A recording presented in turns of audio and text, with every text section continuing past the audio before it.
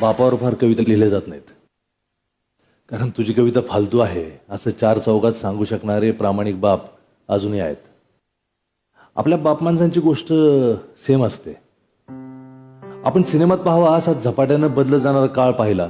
Landline, PCO, pager, mobile असं झपाट्यानं जग बदलताना आपण पाहिलं. पण बाप नावाचं रसायन जसंच्या तसं आहे. पेपरात 7व्या पानावर 8व्या ओळीत पोराचं नाव आलं तरी गावभर दाखवत फिरणारे बाप, तो पेपर सातबाऱ्यासारखा जपून ठेवणारे बाप, पण तोंडावर आपल्याला कौतुक वाटलंय याचा थांग पत्ता न लागू देणारे बाप.